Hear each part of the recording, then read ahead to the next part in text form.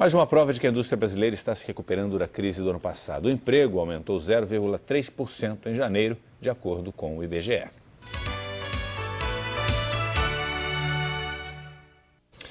Como a retaliação comercial a produtos americanos pode ter impacto no consumo dos brasileiros? Você vai saber aqui no Em Cima da Hora. Foi o tema escolhido pelos assinantes para a coluna Quero Saber desta semana. Aqui no estúdio eu recebo uma especialista em comércio exterior, a professora da Fundação Getúlio Vargas, Lia Valls. Eu já vou começar com uma pergunta genérica para a gente entender melhor esse assunto. O Luiz André Corrêa de Oliveira pergunta o seguinte: como a retaliação comercial pode repercutir na vida dos cidadãos brasileiros, ali no dia a dia? No dia a dia, para afetar, né, a vida do cidadão brasileiro, a gente primeiro tem que entender o que é essa retaliação. Essa retaliação é você aumentar a tarifa de importação sobre os produtos, né, que o Brasil compra dos Estados Unidos. Então, para afetar a vida no dia a dia, é se você tivesse um produto que pesa muito na cesta, né, das pessoas e que aumentasse muito o seu preço, né? Está se falando muito na questão do trigo, né? Mas na realidade a importação que o Brasil faz de trigo, ela tem diminuído, né? E você só importa mais trigo nos Estados Unidos se tiver algum problema muito sério na Argentina, né? E assim mesmo a gente tem outras fontes. Então, acho que assim, de imediato é pouco provável que o cidadão brasileiro vá sentir os efeitos dessa retaliação. Não sei o que eu estou falando, mas uma catástrofe, né? Nozes, que também está na lista, você quer comprar muito nozes e não pode não ter outra fonte. Pois é, justamente, que é uma lista com mais de 100 produtos, mas não necessariamente...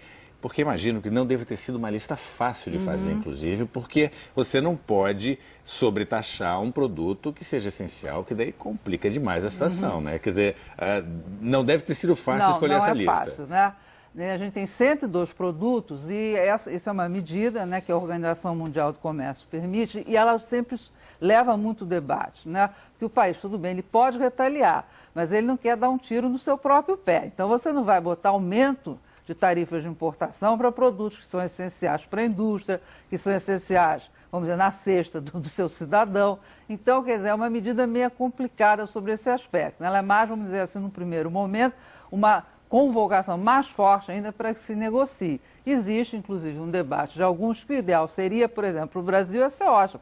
Você pega, né, o que a gente acha que perdeu com os subsídios que os americanos davam para o algodão. Os americanos pagam em cash, em dinheiro para a gente, aquilo tudo que a gente acha que foi prejudicado. Então, você ganharia, vamos dizer assim, um dinheiro, né, os recursos que poderiam ser diretos para os produtores, por exemplo, de algodão no Brasil. Mas isso é uma medida que é mais, vamos dizer assim, do ponto de vista de uma discussão, né? Mas na prática nenhum país, por enquanto, adota isso, nem é difícil que isso passe, eu acho que na OMC, pode ser que no futuro passe. Esticando um pouquinho mais essa pergunta, a gente estava comentando justamente da dificuldade de fazer essa lista dos 100 e poucos produtos, porque não se pode taxar ali qualquer coisa. Os produtos que foram escolhidos seriam suficientes para os Estados Unidos terem a vontade ou a necessidade de voltar a uma mesa de negociação? Não, certamente não. Vamos ser assim bem concretos, né? A participação do Brasil na pauta total de importação americana é 1, alguma coisa, tá? Não existe nenhum produto que o Brasil, vamos dizer assim, seja o principal grande comprador dos Estados Unidos, né? Existe aí, naturalmente, um gesto político importante, né? Os Estados Unidos é um defensor, em tese, do sistema multilateral, né? Os negociadores brasileiros, o presidente brasileiro tem chamado, né, principalmente atualmente o atual presidente americano, a importância da negociação multilateral, ele tem afirmado que é.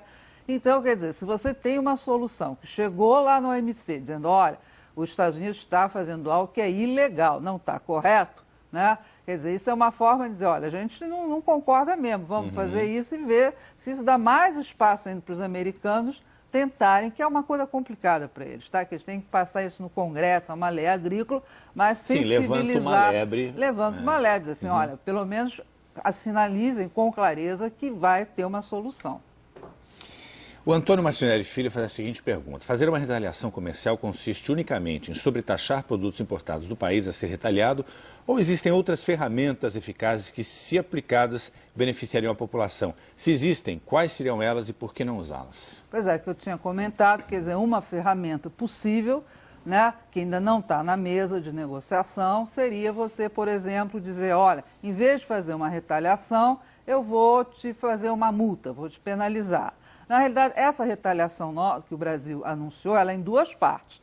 Né? O Brasil tem direito a retaliar 829 milhões em relação aos Estados Unidos. Os produtos compõem mais ou menos, se não me engano, 530 milhões. Ainda sobra uns 200 e tanto que o Brasil, o governo brasileiro, anunciou que vai levar para a área de direitos de propriedade intelectual. Né? O que é a área de direito de propriedade intelectual? É a questão das patentes dos medicamentos, a questão, né, dos direitos autorais, né, que até é uma área assim, sensível essa, né, porque nós estamos na lista, né, de prioridade, não estamos na lista massa, mas o Brasil é um país que os americanos observam porque eles consideram que nós desrespeitamos muito os direitos de propriedade intelectual, na questão de pirataria, etc. Então aí é uma que a gente chama interessante isso, né? Que aí nós retaliaríamos, eles dizendo, olha, então a gente ainda vai piratear, mas estou brincando, tá? Ou vamos quebrar, que não vai ser nessa área certamente que o Brasil vai fazer, mas alguma área de patente, de remédio, alguma coisa assim. Caso essa retaliação seja levada a cabo, vem a pergunta do Sérgio Rodrigues, quais os benefícios que esse ato traria ao Brasil e quais os problemas? Quer dizer, a ideia da retaliação é você, quer dizer, o que o Brasil interessa... Ninguém ganha, na verdade. Ninguém ganha, é você acabar com a questão do subsídio de algodão. Esse é o objetivo, quer dizer, não tem nenhuma ideia de, vamos ameaçar a indústria americana ou a questão da patente, porque não interessa, inclusive, ao Brasil, né? O histórico das retaliações que houveram, né, nós já fomos retaliados uma vez pelos americanos na área exatamente de propriedade intelectual. É que, depois de algum tempo, os países têm que negociar. Quer dizer, essa retaliação, a ideia é que você leve depois para a negociação. Né? Essa é a medida extrema. O problema, eu repito, que no caso não é nem que o governo americano não queira, porque isso está associado a uma legislação nos Estados Unidos. O Congresso norte-americano é extremamente protecionista, é óbvio, né? Você é eleito pelos teus cidadãos, tá? Ela não está preocupada se está ameaçando o Brasil ou nada disso, né? Então, quer dizer, tem que haver uma mudança, um convencimento no Executivo em relação ao Congresso para poder haver realmente uma mudança, né? No curtíssimo prazo, eu acho um pouco difícil. Ok, muito obrigado. Eu conversei aqui com a professora da Fundação Getúlio Vargas, especialista em comércio exterior, Lia Valls. Muito obrigado pelos esclarecimentos aqui no Quero Saber.